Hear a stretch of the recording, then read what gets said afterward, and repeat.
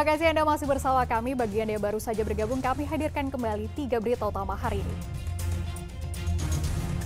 Penangkapan seorang residivis kasus pencurian di tempat persembunyiannya di Kota Makassar berlangsung menegangkan. Kelangkaan BBM jenis solar di Kabupaten Toraja Utara semakin parah. Antrean kendaraan di depan 4 SPBU mencapai panjang hampir 1 km.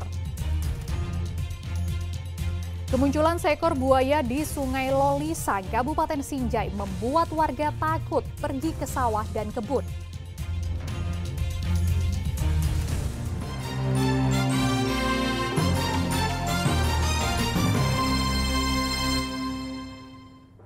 Meski ada rencana penerapan program tapera ditunda, ratusan buruh di Kota Makassar menggelar unjuk rasa menolak tabungan perumahan rakyat atau tapera di kantor DPRD Sulawesi Selatan pada Kamis lalu. Ratusan buruh yang tergabung dalam Dewan Pimpinan Daerah Konfederasi Serikat Pekerja Seluruh Indonesia Provinsi Sulawesi Selatan berunjuk rasa di kantor DPRD Sulawesi Selatan. Mereka membakar ban bekas di tengah jalan dan membentangkan spanduk berisi tuntutan. Buruh menyuarakan pencabutan PP nomor 21 tahun 2024 tentang perumahan rakyat atau tapera. Buruh menganggap tapera yang disosialisasikan pemerintah kepada pekerja dan pengusaha dianggap membebani para pekerja.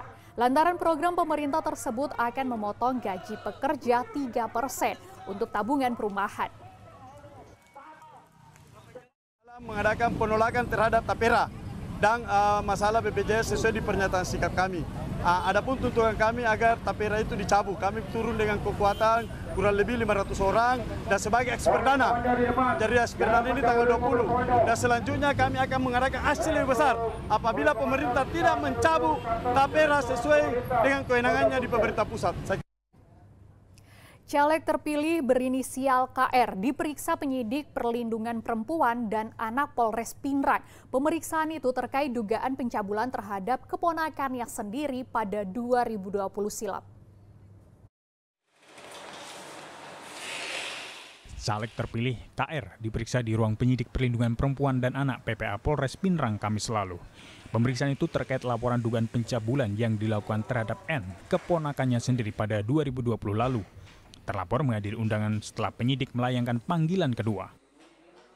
Jadi yang diperiksa saudara ini identitasnya itu KS.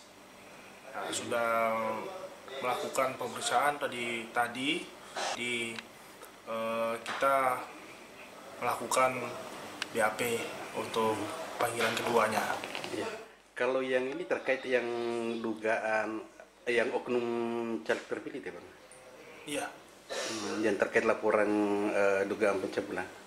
Iya, betul. Nah, kalau ini berapa kali, Bang, dilayangkan surat kemudian datang ini? Sudah 2 kali. Sebelumnya, penyidik PPA juga mengambil keterangan AG, ayah pelapor, terkait dugaan pencabulan itu. Kuasa hukum terlapor mengatakan kehadiran terlapor di depan penyidik untuk mengklarifikasi laporan dugaan pencabulan yang dilaporkan pelapor. Ya benar, pemanggilan pertama kami sudah klarifikasi ke penyidiknya langsung bahwa beliau tidak sempat hadir karena ada urusan dan beliau berada di luar kota. Untuk pemanggilan kedua ini beliau sudah ada dalam Kota Pinrang dan baru sempat hadir pada malam kemarin untuk dilakukan klarifikasi. Caleg terpilih KR dilaporkan N, keponakannya sendiri pada 4 Juni lalu atas dugaan pencabulan pada dirinya di 2020 lalu. Suwardi Gatang melaporkan dari Kabupaten Pinrang. Tipu daya seorang kuli bangunan di Kota Makassar membuat seorang wanita dipaksa melayani hasrat pelaku. Sang kuli mengaku sebagai polisi untuk mengelabui korban. Pelaku inisial K, 48 tahun, masih diperiksa di ruang penyidik Satreskrim Polrestabes Makassar Sabtu lalu. Pelaku diperiksa setelah adanya laporan seorang korban wanita yang mengaku dipaksa melayani hasrat pelaku. Kuli bangunan ini mengaku sebagai anggota polisi, bahkan memperdaya korban hingga mengajaknya ke salah satu hotel kelas Melati. Alasannya akan membawa korban untuk membuat laporan ke polsek setempat setelah mendapat penganiayaan oleh kekasihnya. Korban saat itu dianiaya kekasihnya di bahu jalan. Saat itu pelaku kebetulan melintas. Kesempatan inilah dimanfaatkan pelaku. Dengan bergaya bak seorang reserse, pelaku memperdaya korban untuk menginap di hotel kelas melati. Pelaku mengajak ke sebuah wisma untuk istirahat, di mana sebelumnya korban ini yakin bahwa akan dibawa ke kantor polisi karena pelaku tersebut sempat nelpon salah satu rekannya dengan bahasa-bahasa yang menurut korban dia adalah bahasa-bahasa yang biasa digunakan oleh seorang anggota Polri, sehingga yakin bahwa si pelaku ini adalah anggota Polri. Nah, kemudian setibanya di wisma tersebut, pelaku dengan rekayasa berusaha meyakinkan korban agar korban ini mau ke dalam wisma tersebut untuk beristirahat sambil menunggu nanti agak siangan ke kantor polisinya. Kemudian pada malam itu dipaksa untuk bersetubuh dengan pelaku tersebut. Pelaku dijerat Undang-Undang Tindak Pidana Kekerasan Seksual dengan ancaman kurungan 12 tahun penjara. Andi Muhammad Sardi melaporkan dari Kota Makassar.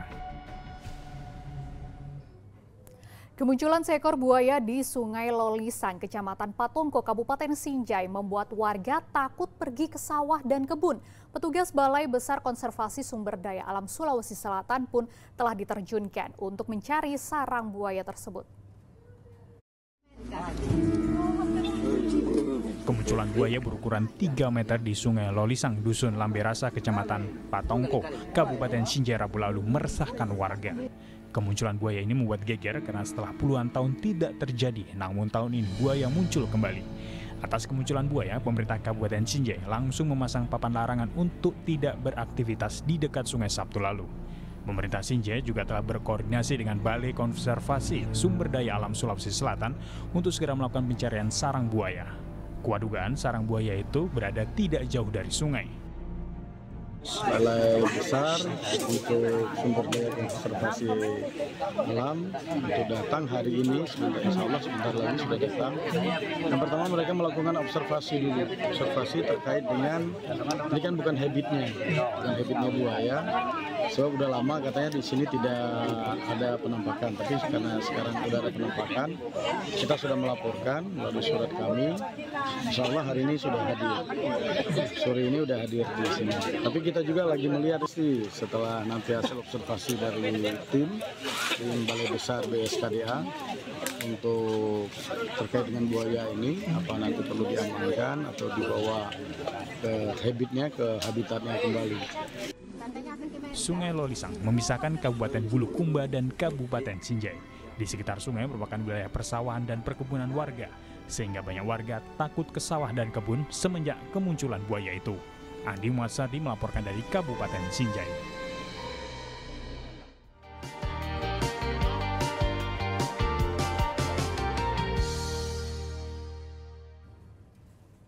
Informasi tadi mengakhiri jumpa kita. Atas nama rekan bertugas Efrin Meriana mengucapkan terima kasih atas kebersamaan Anda. Selamat beraktivitas dan sampai jumpa.